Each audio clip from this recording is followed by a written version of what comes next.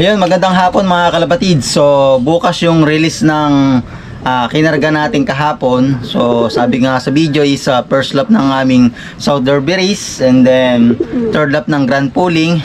So, good luck sa atin mga kalapatids, lalo na sa mga kalapatids ko na taga dito sa Nueva Ecija na nakilahok sa magandang palaro na to, no? So, tingnan natin mga kalapatids kung ano magiging panahon bukas. So update ko kayo agad mga kalapatid. So kaya ako napa-vlog mga kalapatid merong pumasok dito sa loft ang young bird, ayun oh, blue bar. So kanina pang umaga ako nagpalipad, then may kasama nga itong mga may edad ko na mga pang norte. So may sumamang isang blue bar. So hindi ko na hinintay kasi umalis ako eh. So pagpanik ko dito, andito pala sa loob pumasok. So hulihin natin, possible yung ring niya is yung ano, bagong club namin dito sa Nueva Ecija, yung JPRC. So hulihin natin, umiyak pa mga kalapatids, mailap din eh. Ito. So possible ito mga kalapatids, dito lang nga din to sa location ko. So paki-PM na lang ako sa nawawalan ng ibon, blue bar, ayan oh.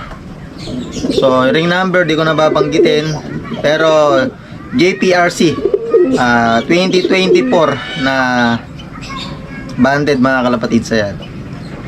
So sa may nawawalan dyan, nakabarangay ko dito sa Nueva Ecija, paki-PM ako kasi ayoko talaga nagkikip ng ganito eh. And then sana naman pakiusap ko sa mga kabarangay ko dito, o hindi man sa mga kabarangay ko sa iba't ibang lugar, pag may papasok kayo, nahuli kayong ibon, so surrender nyo mga kalapatids, kasi naghihintay yung ano nyan, yung owner, yung may-ari. No, mahirap din talagang mawalan, lalo na kung siningsingan niya ng ano, talagang pang laro ano. So ugaliin nating magsole mga kalapatids, sa ganun eh magaan yung pasok sa atin ng karera. Ayan. Ako mga kalapatids, pag nawawalan ako, hindi naman kasi ako naghahanap eh. So pag nawala siya, sige, hindi na ako naghahanap, hindi na ako nagpo-post. Wala, ganun talaga eh, pagka nawawalan. So nawala na siya mga kalapatids. And then kahit breeder yan, ilang breeders na rin yung nawala sa akin, hindi ako nagpo-post, hindi ako naghahanap. Kung babalik siya, bumalik siya. Kasi may mga ganong breeder, naka-viewing lang siya.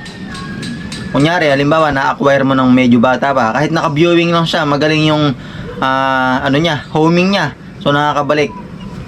So ito, mga kalapatids, blue bar oh. Umiyak pa. So wala na siyang ano, dilaw sa katawan, yung balahibong dilaw, wala na. Lipas na, pero umiyak pa mga kalapatids. Kala ko nga sa akin eh, kasi may blue bar akong ganito. Eh napansin ko eh, iba'y sing-sing. Ayun oh. So, young bird to ng ano, NDR race. So, malayo-layo pa yung karera na ito, may habol pa niya. Sayang kasi eh. Kung pakakawalan ko kaya, tingnan natin, pakawalan natin, baka makabalik din sa kanya. O, pakawalan lang natin. Sa ganun eh, ano, makabalik. Medyo maaga pa naman mga kalapatids.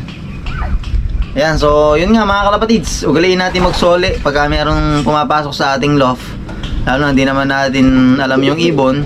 Maaring may dala siyang sakit, di ba? So pwedeng ano yun, makahawa sa ating mga ibon, dahil pagka uminom yan sa inuminan, syempre yung laway nun mapupunta dun sa inuminan. Mga kalapatids, papunta ako dito sa Manggahan. Alam nyo to, sa mga nakakapanood sa akin, alam ko alam nyo to, itong lugar na to. So marami ng pagbabago dito mga kalapatids. So natayuan na rin ng ano, bahay, ayan. Then masyado ng masukal doon sa pinupuntahan nating lugar dati na pinagbablagan natin. Mga buhangin pa mga kalapatid. So, napakasukal oh, yung pinupuntahan nating lugar dati. Masyado ng mga sukal, di tayo makakagawi doon. Hanggang dito lang tayo mga kalapatids. Natin papakawalan nitong blue bar na to. So sana makauwi mga kalapatid sa kanyang amo. Hindi ko na pinakain, doon na siya kumain sa ano niya, amo niya. Ayan oh. May kuto pa yata oh. Batang bata. Yun, manggahan to dati, di ba mga kalapatids, yung pinupuntahan natin dati. So wala na, pinutol na. Kaya ganyan na itsura niya. Ay, doon pala sa gawin na yun, malinis. So punta tayo doon. Ingit lang tayo. May ahas dito. Namiss ko rin to mga kalapatids. Dito tayo nagbablog dati eh.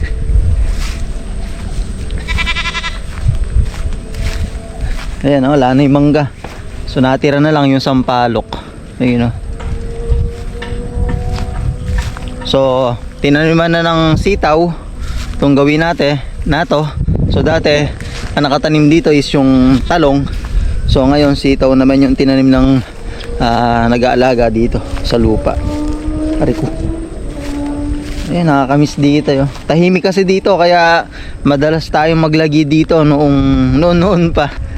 Dito ako nagbablog kasi maingay doon. So dito tahimik, nakakapag-vlog akong mabuti. So ayan lang, ang laki ng pagbabago.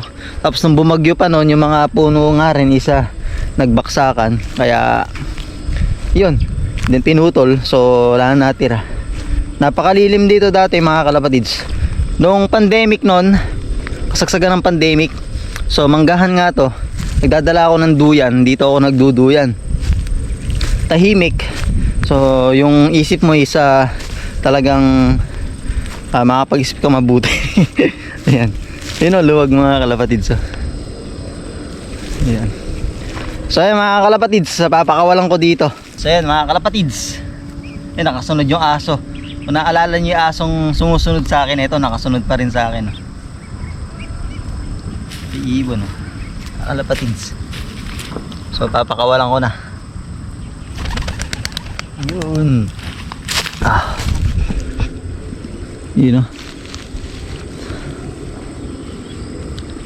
Sana makabalik sa tunay na may-ari. Malayo yung may-ari Ayun, pumunta doon sa gawing pa Santa Rosa, mga kalapatids. Yun. Layo.